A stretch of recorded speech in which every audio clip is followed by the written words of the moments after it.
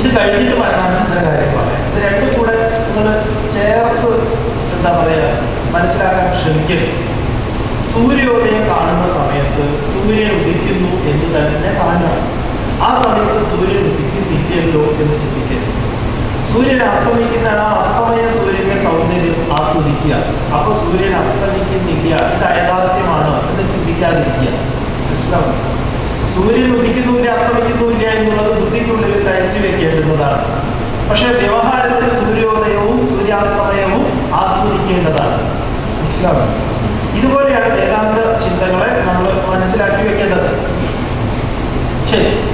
അപ്പൊ ഇവിടെ ഈ വിശ്വത്തിൽ പറയുന്നത് നമ്മുടെ ആചാര്യന്മാർ മൂന്നേ കാര്യങ്ങളാണ്.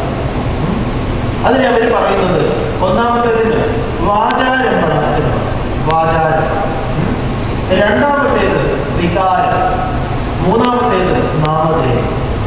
ഇങ്ങനെ മൂന്ന് കാര്യങ്ങളാണ് ഈ പ്രപഞ്ചത്തെ കുറിച്ച് പഠിക്കുന്ന സമയത്ത് നമ്മുടെ മുന്നിൽ കിട്ടുക. പ്രപഞ്ചത്തെ കുറിച്ച് പഠിക്കാൻ ശ്രമിച്ച സമയത്ത് അവര് സൂക്ഷ്മമായ വിശകലനത്തിലൂടെ എന്താ പറയാ ശിഷ്യനോട് ഒരു പറഞ്ഞു കൊടുക്കുകയാണ്, കുട്ടി ഇവിടെ മൂന്ന് കാര്യങ്ങളുണ്ട്, എന്നിട്ട് ഈ മൂന്നും ഇല്ലാത്തതാണെന്ന് പറയാൻ പോകുന്നത്.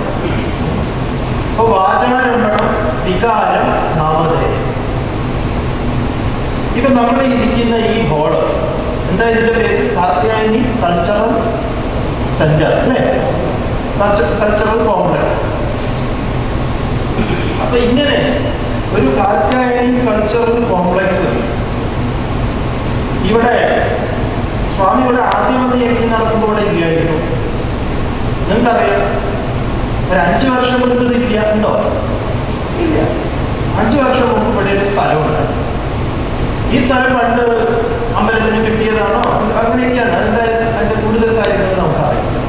എന്തായാലും ഇവിടെ ഒരു 5 കൊല്ലം മുമ്പ് കാർത്യായനി കൾച്ചറൽ കോംപ്ലക്സ് എന്ന് ഈ സ്ഥലത്തിന് ആരും പറഞ്ഞിട്ടില്ല. എന്താ പറഞ്ഞിട്ട്? അപ്പൊ കാർത്യായനി കൾച്ചറൽ കോംപ്ലക്സ് രൂപപ്പെടുന്ന കാര്യമാണ് സ്വാമി പറഞ്ഞതാണ്. അപ്പൊ ഇവിടെ സ്ഥലങ്ങൾ ആ അമ്പലത്തിന് ഇതുമായിട്ട് ബന്ധപ്പെട്ട ആളുകൾക്കൊക്കെ തോന്നി നമുക്കൊരു കൾച്ചറൽ സെന്റർ സ്ഥാപിക്കാൻ പറ്റിയൊരു സ്ഥലമാണ്. ആ പറ്റിയ സ്ഥലമാണ്, അല്ലെങ്കിൽ അത്തരത്തിലൊരു കൾച്ചറൽ സെന്ററിന്റെ ആവശ്യമുണ്ട്.